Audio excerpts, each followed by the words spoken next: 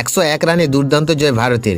কটকে Protea ব্যাটিংকে কচু কাটা ভারতীয় বোলিং ব্রিগেডের। বন্ধুরা, আপনারা যদি দেখতে চান তাহলে ভিডিওটি শেষ অবধি দেখতে হবে, চ্যানেলটিকে সাবস্ক্রাইব করে একটা লাইক দিতে হবে এবং নোটিফিকেশন বেল আইকন দাবাতে হবে। ওডিআই সিরিজের ধারাবাহিকতায় বজায় রইল টি-20 সিরিজেও।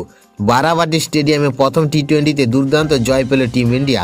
175 রানের টার্গেট তাড়া করতে নেমেই শুরুতে লেজে গোবরে হয়ে যায় দক্ষিণ আফ্রিকার ইনিংস। 0 রানে অর্শদীপ সিং এর বলে আউট হন ওপেনার কুইন্টন ডিকক। এরপর মাকরাম ও স্টাফ দুজনেই 14 রান করে ফেরেন। ব্রেভিস করেন সর্বোচ্চ 22 রান। বাকিদের কেউ দাঁড়াতেই পারেনি ভারতীয় বোলিং আক্রমণের সামনে। অর্শদীপ, বুমরা, বরুণ চক্রবর্তী এবং অক্ষর প্যাটেল প্রতিজনই নেয় 2টি করে উইকেট। হার্দিক পান্ডিয়া ও শিবম দুবে নেন 1টি করে উইকেট। প্রোটিয়ার ব্যাটিং 3 অঙ্কের ঘরে পৌঁছানোর আগেই গুটিয়ে যায়। ভারত জিতে যায় 101 রানে। এর আগে ব্যাট করতে নেমে শুরুটা ভালো হয়নি ভারতের। চোটের পরে দলে ফিরে শুভমন গিল মাত্র 4 রান করে ফেরেন। অভিষেক শর্মাও ব্যর্থ। অধিনায়ক সূর্যকুমার যাদবের ফ্লপ শো চলতেই থাকে। মাত্র 12 রানে আউট হন তিনি। এরপর ইনিংস সামলান তিলক বর্মা ও অক্ষর প্যাটেল।